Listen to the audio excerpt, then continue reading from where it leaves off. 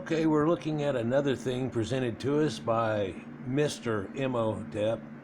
It's kind of hilarious. The nickname for the afrocentrics that have been called out and debunked into the ground to where it should never have been repeated again, but still will be a joke for hundreds of years,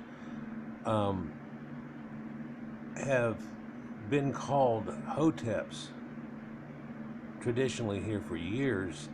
And it's kind of hilarious that one would all of a sudden jump out and name himself Mr. Hotep. These here are two brothers. Let's look what he says about it. And Flinders Petrie had found them in the early 1900s and so on, and what was discerned about these people here that were together in a family burial. Were these two Egyptian mummies brothers? In 1907, Flinders Petrie's archaeology team discovered two mummies in Rifa, Egypt. They were dubbed the Two Brothers and belonged to the 12th dynasty. Archaeologists classified them as Knumnak, the Negroid brother, and Nekdank, the non-Negroid brother. Well, isn't that special? I don't know if you can see the discrepancy of reality that's going on here and how he could possibly think that this is acceptable, that he could present it in this way, but he's going to try desperately. Now, out of these two here, you would think just on a glance or somehow, or if you're going to try to twist something, that this would be the one on the left, right? That would be the black person.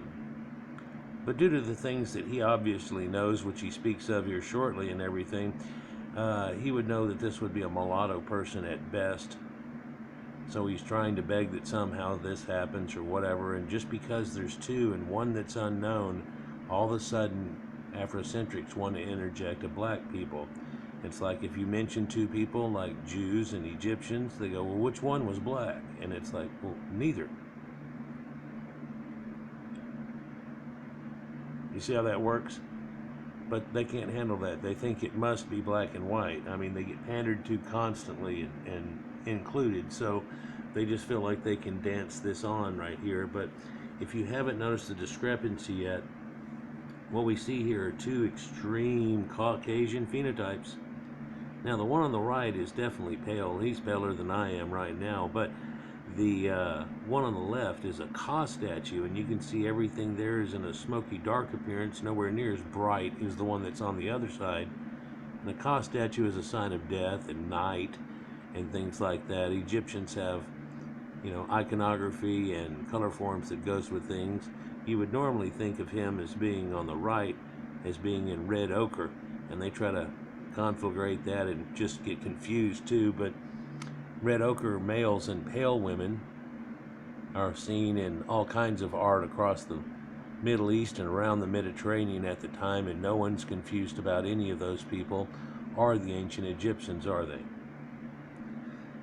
The super discrepancy we have a problem with right here off the bat is that he says the one on the right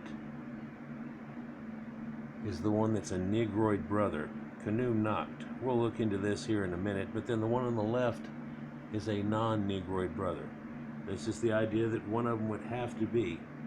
But if this is in effect in any way, shape, or form, what we're looking at is a Caucasian female having two different children. He apparently doesn't look into it because they're 20 years apart, which is again amazing that she had one of the kids and then 20 years later was able to have another child. Now they died not too far apart, and we'll look into this here in just a second, but they died not too far apart in time and then were buried pretty much in the same tomb, presented as brothers.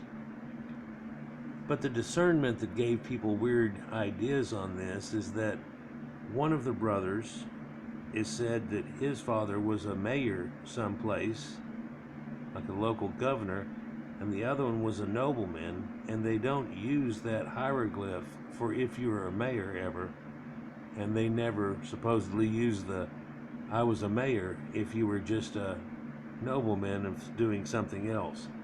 So this was a discernment that was weird, but then also the years that were quoted all of a sudden makes these kids far apart, and they were like, well, hold on a minute, are these really brothers, or how does this work out?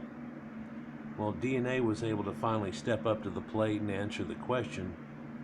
And the answer is, yeah, they're both Caucasian brothers. But they had a different father, almost 20 years apart. Now, further investigation in Sherlock Holmes' work would get you to the point of maybe going, okay, who was that then? Well, they don't know at this point, and they're trying to find out. And apparently he died off and she remarried and has another child there. What also freaked him out is whenever they unwrapped them, just the bone structures of both of them looked a little different than each other. So that's not strange at all. I'm sure you've seen two siblings in a family that actually have a different appearance. I have that effect somewhat, where I look like my Uncle Charles or my granddad on one side of my body, my family, you know? Of course, my brother kind of does too and looks like me, and so does my sister. So, you know, that's something that usually happens, and whenever they looked radically different, they were kind of like, well, what's up with this? And then when they got into any investigation, they're 20 years apart, and they go, what? And so they wanted to get in deeper, and just things looked a little deeper. Let's get into this a little more here. They were fascinating since there is so little evidence of mummification in the Middle Kingdom. Radiological pictures from the 1970s confirmed a significant anatomical difference between the two skulls. By significant anatomical difference, he just means just a difference of it. There was also a difference in, craniometry here, but the nasal slit on both of these people are caucasoid. The jaw structure, neither one of them is prognostic, and so on. But you know how they have different skull structures, like diocephalatic and things like that? Well, one of them is, and one of them ain't. And Mom apparently ain't. So that looked a little different too. But you might have somebody that looks like your mom, and you might have one that looks like your dad. Problem is, one of them looks like neither one, if you will, if she was married to somebody different. And only DNA can really tell you, like a Maury Povich type thing where they turn around and figure out you're not the father. We'll get into that in a minute. Making it hard to think they were related. Scholars recreated their faces using clay on casts of the skull. They look like this. So, showing you how they look, hopefully this is coming out pretty good, and these are facial reconstructions here. Neither one of these people are black. Just on facial reconstructions, and they wanted to make sure of that. But amazingly, the one on the left looks very Greek formed and all this type of stuff, and something that you're not supposed to think that's around in Egypt in the 12th dynasty. But we'll find genetics here, either in the end of this video or the one that attaches onto it, and I'll go into genetics that are found in Egypt and so on, and just make a little swath of this off of this one claim here that he's trying to pull off. But again, so the one on the right, he's trying to claim, the one that was so pale and has the thin aquiline nose and real Caucasian features, definitely of the two of them, that's the one on the right he's claiming is the black person of the picture we were looking at before. And on the left, the one that does have a black facial feature, of course we know that's a Ka statue, would have looked more like this here on the left. Now you could say that the one on the left looks like Mom kind of, and the one on the right looks like Dad kind of too.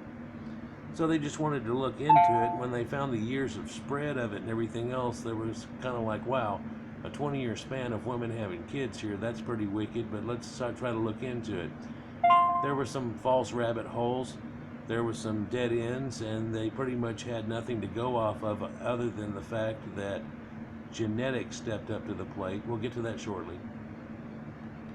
Their coffin stated that Knumnacht, the Negroid brother, was a great whyte priest of the local duty Knum, and his father and grandfather were all mayors, but Nektank was simply the son of an unnamed mayor.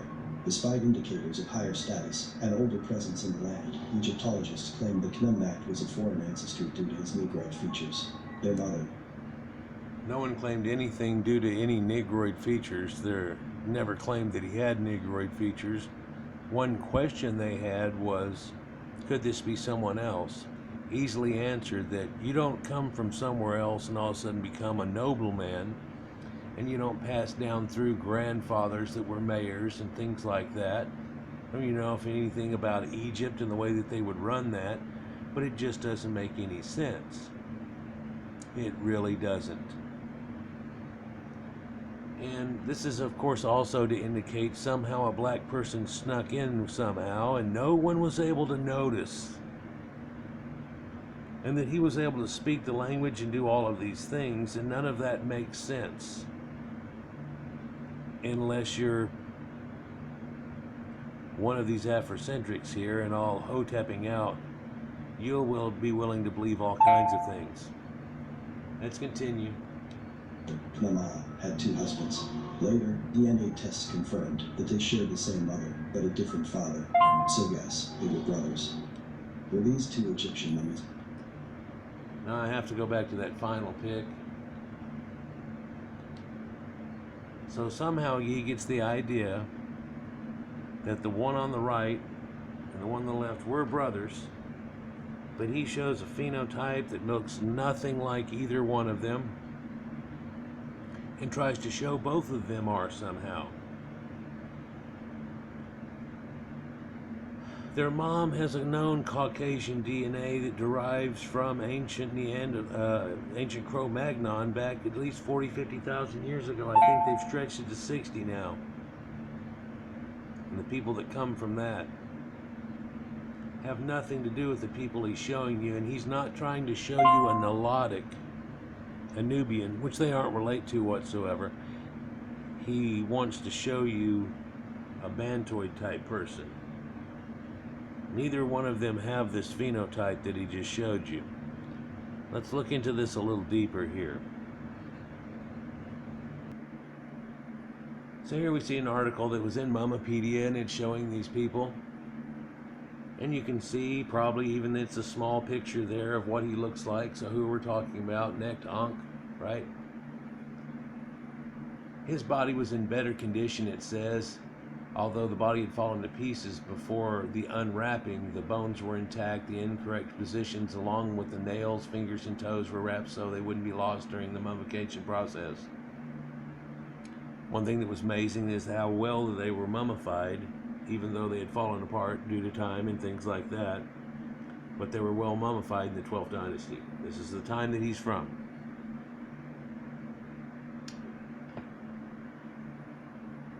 This is the same person. And this is what he looked like, supposedly, here on the left. So a Caucasian man that looks somewhat Greek-like. But this is the one that he wanted to claim that was more Negroid. And he showed the other picture too. Right?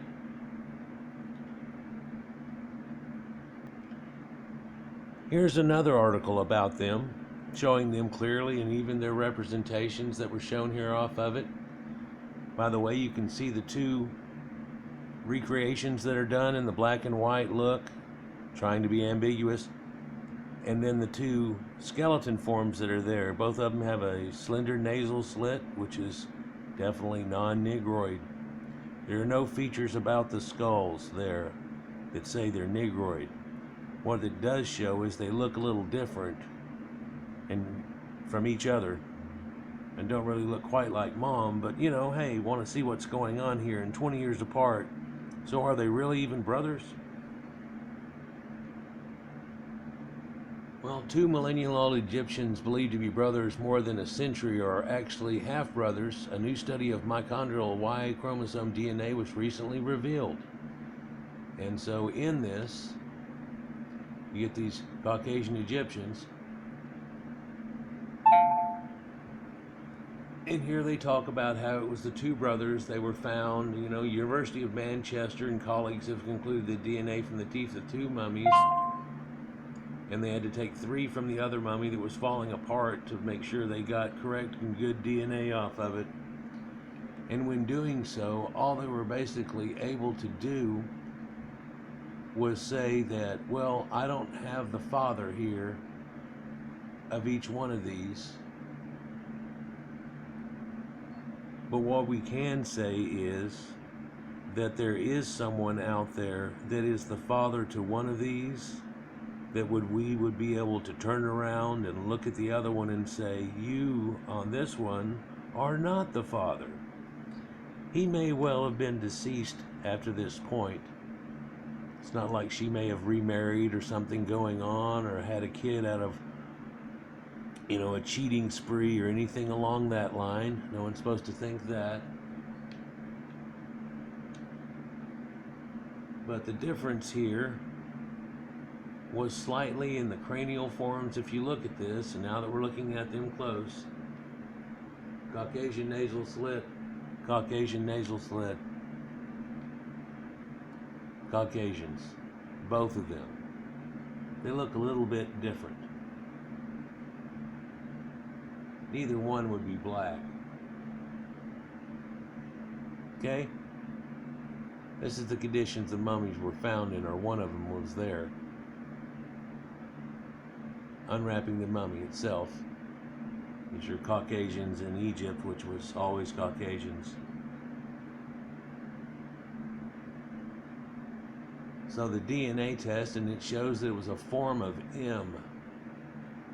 Now, sadly, they will not produce the haplogroup type of both of the individual fathers. But the statement was given is that they were the same, but not the same person. So they are half-brothers. There's a lot of haplogroups the fathers could have been, but neither one of them would have been a sub-Saharan. During the time period here, sub-Saharans, or the Nilotics, the only people that knew Egypt existed out of all of sub-Saharan Africa, weren't allowed into Egypt by decrees. We could go into all of that, but let's not. Let's go into this a little more. So let's look at that phenotype here, and I'm pretty sure anybody in their right mind can look at this and say, oh yeah, that's a Caucasian. When my video opened, you saw these same type of statues, but some were scribes and other noblemen, and they were from the earliest dynasties, around the time of the pyramids. And if you'll notice, they all had these crystal blue eyes that later, after the first intermediate period, they lost the technique from doing, or somehow no longer found it capable, or whatever. But blue-eyed statues actually go well back into the Nakata and pre-dynastic period. We realize that now they're mingled with the two people, one of which is the Neptunes, that bring farming into there some 7,000 BC. Really has nothing to do with black people whatsoever, but they're desperate to turn around and claim anyone else except for themselves for some reason, and it's real self-exposing. Stop it. Get some help. Stop it. Get some help. Here we're taking a quick stop off at hair on Wiki. You just go to Wiki and you type in hair, and this shows you yellow curly hair. So the curly hair that the Greeks and everybody talked about when they would go see the Egyptians, curly. Here we see it, kind of Farrah Fawcett looking, but it's curly hair and a scalp, which means it still contains the actual skin of around the head, which had come loose from this mummy due to dehydration and so on. But they show a few pieces of it right here, which had a long back wig over it. That's what it says right here.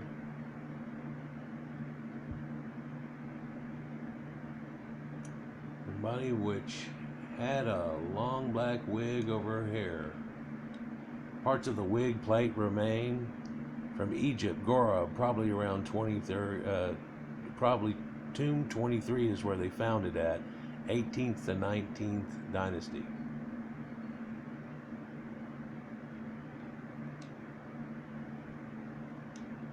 If we look at curly hair, we can look at Caucasians that have curly hair. I had one friend growing up. He had such curly hair, they put the stuff that you put in your hair to make it look like this, and then use something else to straighten it out a little bit. Kind of frizzed his hair, then he cut it up short again, let it grow out, and quit doing that.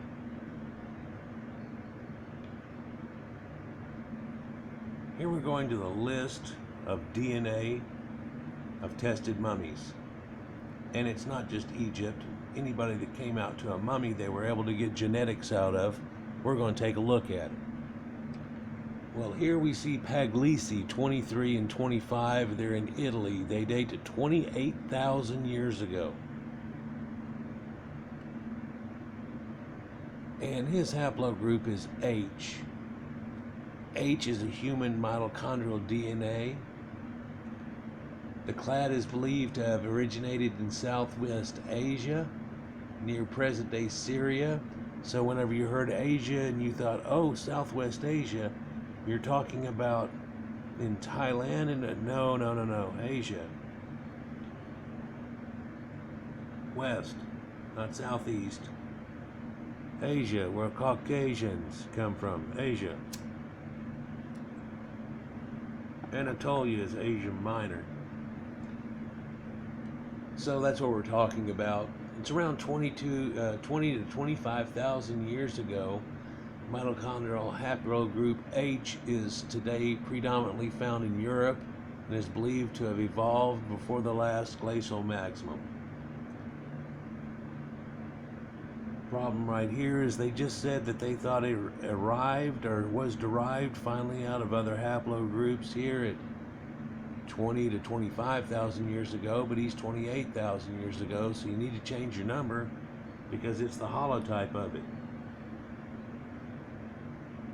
This is Cro-Magnon man, but we no longer call him Cro-Magnon man because his haplogroup is still here today, right now, haplogroup H. H. So now they're referred to as early European modern humans, the earliest form of modern humans there are that are still here extant today that they've been able to get the DNA out of. So this haplogroup H has been found among Ibero-Maurasian specimens dating from the Epipaleolithic. Ibero-Maurasian people here is a backed bladelithic industry found near the coast of Morocco, Algeria, Tunisia, and is also known from a single major site in Libya. These are Cro-Magnon men way back at the time that we're talking about, showing their advanced toolkit themselves, of course. But that's also known, and it's dating from the Epipaleolithic again here, where they show they're making stone bowls and all kinds of things too. I've done other videos about, but from Teferalt Cave here, Grotto of the Pigeons, if you will, contained 34 skeletons.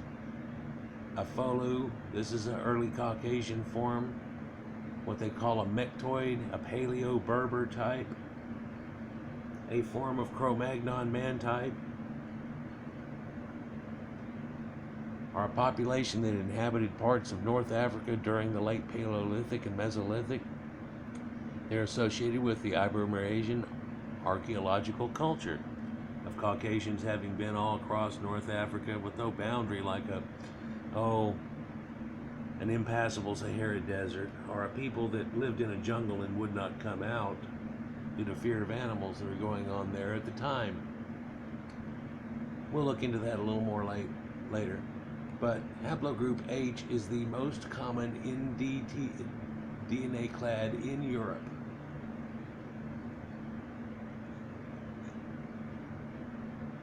And it comes from them.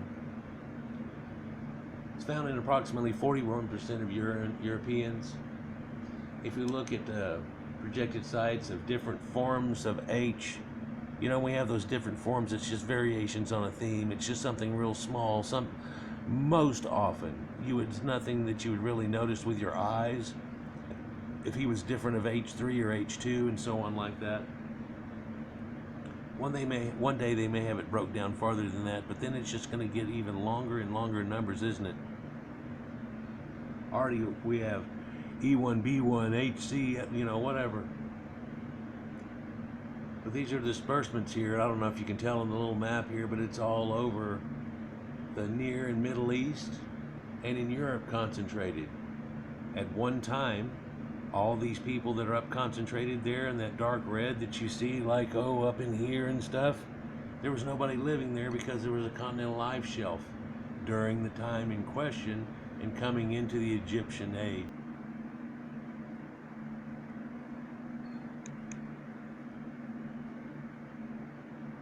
They show all different forms of this, but this is one way of showing a haplogroup tree and who derived from who and going down. And so N was the one that ended up leading to, and you can see N and its haplogroups and how it spread all out.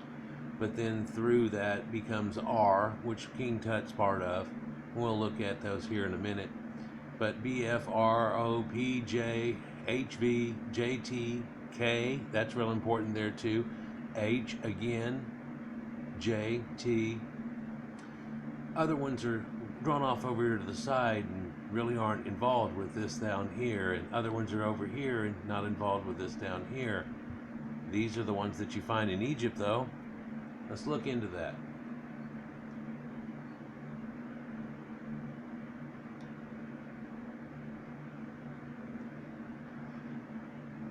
So here at that Teferalt, Morocco that we were looking at here, and you go across to it and you find U6. And these are people, it is a human mitochondrial DNA haplogroup. The clade arose from haplogroup R.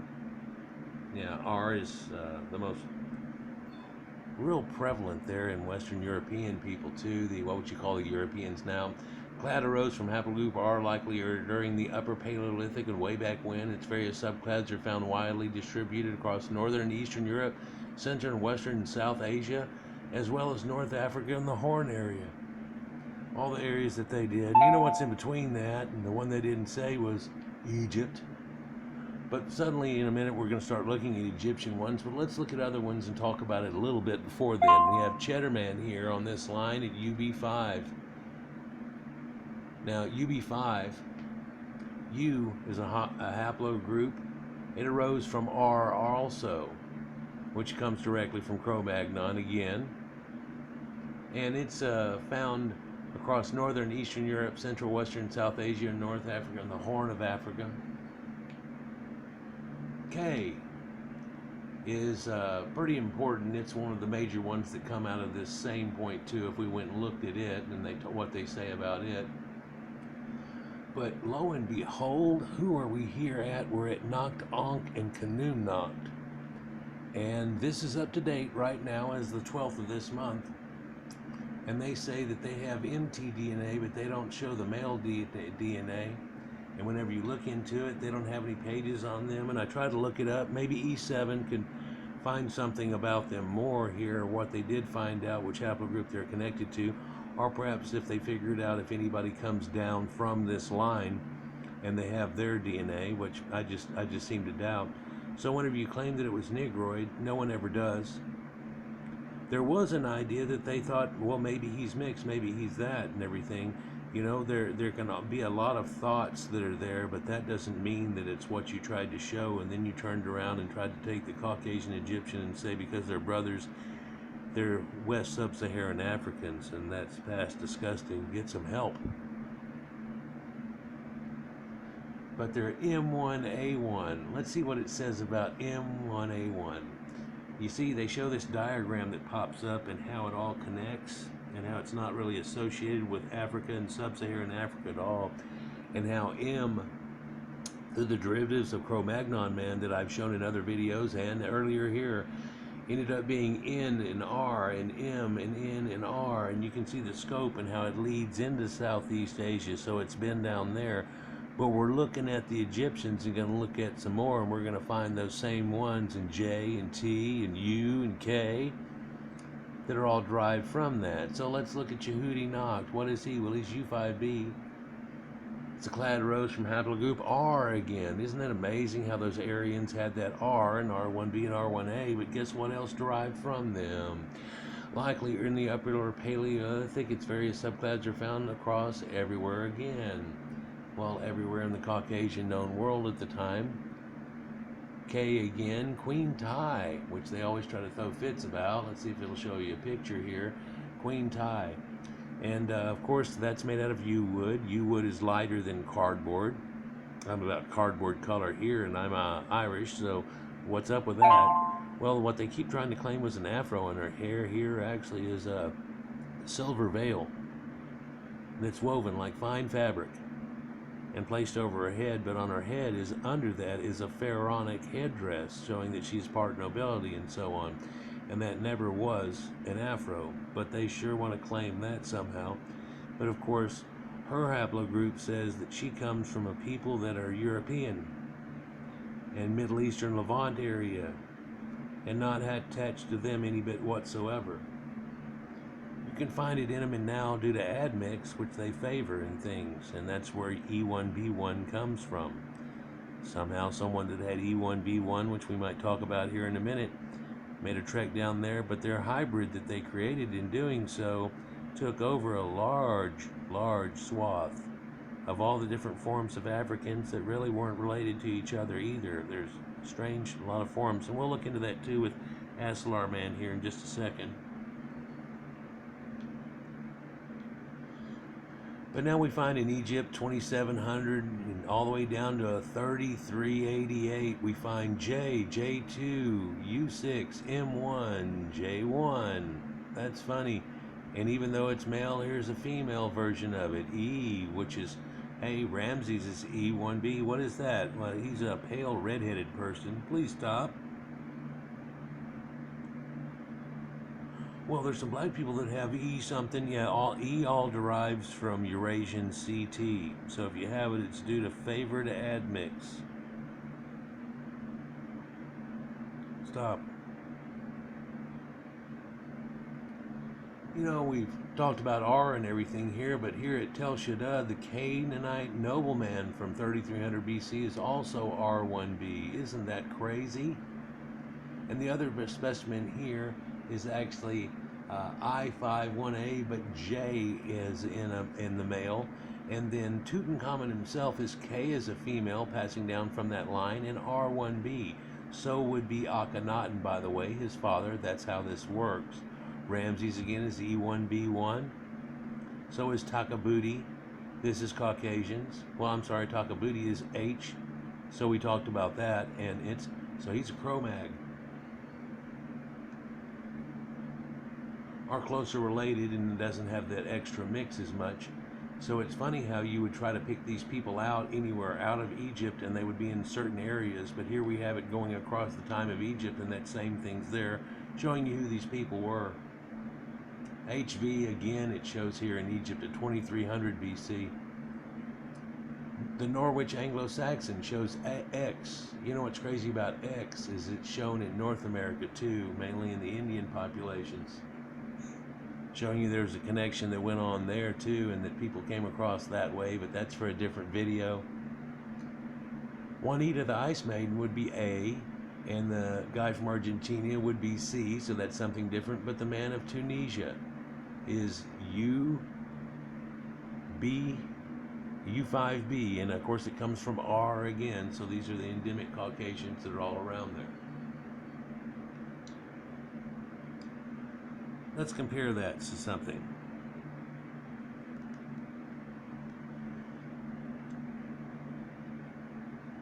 Asllar Man is a late Stone Age skeleton found by Theodore Monon and Vider Basnard, and various sources correctly named it the other way. Anyhow, the massif is located near the Issouk in what is now the Kidal region of Mali. Wycliffe Draper actually funded the expedition here. The Asllar specimen has been dated around 6400 BC, or BP, or 4400 BC. We're going to attach that to something in effect here in just a minute, making it no older than the Holocene. Well, the Holocene's the end of the last ice age. This is well under half of that. It's 4400 BC. Along with such fossils as Iro-Iliro, which goes back to 9100 BC, and Ishango, which goes to 8000 or 6000 BC, 8000 years before present, which were excavated from archaeological sites in Western Central Africa. Though let's look at the exact one at 4400 BC. This is one of the earliest known, or the earliest known, anatomically modern human skeletons of a Negroid type, as opposed to the other form.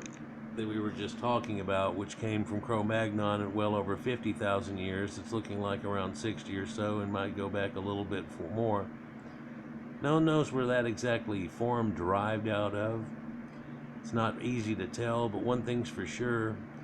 All the Negroid phenotypes before 4400 BC were all looked like still extant hominid species like Homo erectus and so on, and they weren't modern. They were modernized from this interaction that gave them the haplogroup E1B1B, which took over all of their people, and they no longer are what they used to be, i.e. 4400 BC is their origin point. They predate no one whatsoever, and at that point they're a hybrid hominid. They're still somewhat at that point today and have up to 19% unknown ghost hominid. A lot of people believe that it is one of these erectus forms that was still living on like a land of the lost. Like dinosaurs still living on some island or whatever. These people that we thought and we taught for so many years that everything, Homo erectus died off, and then Homo sapiens came in and so on. Well, Homo sapiens does date to 315,000 years. And that would be a Caucasoid phenotype. Due to mixture, Orientals get something else out of that, and they also have Cro-Magnon influx, which we just showed there when we were looking at M, and showing you where R and other things went through and to, and where they come from and who they're attached to. They try to make a reference here, and they talk about cheek anti-diop here, believe it or not, that someone was able to put in here. And this is a guy that's been so debunked it's not even funny, and no one should really mention it. Even if they're trying to mention that this guy was wrong, they should just leave that alone. But maybe it's better to keep pointing it out until this type of behavior stops. So it was found near what may have likely been a lake.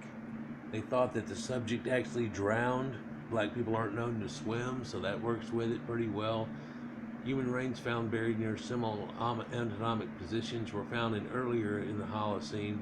So they find these hominids going all the way back to 9100 BC in that form that ended up driving to a Negroid. That's what they're saying here. The earliest form of a Negroid that you would call a Negroid, rather than a hominid or still extant Homo erectus species, is at 4400 BC Asalarman. As opposed to 315,000 BC is whenever Homo sapiens, not some erectus form we were talking about, is formed here, and it's not too far away from here, but across an impassable desert in Jebel Erud, and Caucasians derived out of that. Now, of course, it's not exactly at a modern point, and they have fought for years whether 120 or 180,000 BC was where it looks close enough to where you can go, yeah, that's our modern people. Well, who would that be? But again, that's a Caucasoid. But if we want to go as far strict as we can go with it, we have Cro-Magnon man that's still here today. So where did all this magic changing from 50,000 years ago to 70,000 years ago, whenever they said they went out of Africa? It didn't work like that. It never did. And how did Neanderthal get out there? And who did it hybrid with end up showing up something that's radically different than other people that they can detect it simply? Those are questions for other videos. Were these two Egyptian mummies brothers? In 1907, Flanders Petrie's archaeology team discovered two mummies in Refa, Egypt. They were dubbed the Two Brothers and belonged to the 12th dynasty. Archaeologists classified them as Numnak, the Negroid brother, and Nekdank, the non-Negroid brother. They were Now, I don't know if any of you can look upon these pictures and think that one of them's a Negroid and the other one's not in any way, shape, or form. You can paint the one on the left green, purple, or whatever you want. It's a Caucasoid phenotype, very much like the one on the right. The sad thing is that he's got the thing mixed up in the first place too with the one that had the recreation. He shows exactly backwards the right one, so he's pegging on the other one when it should be the other. But he can't think straight enough to carry it on correctly through and even look it up good enough to do it. But then he's sure proud to show two West African sub-Saharans at the very end and go Egyptians somehow out of this guy that you see on the right, which he's calling a Negroid somehow. Stop it. Get some help.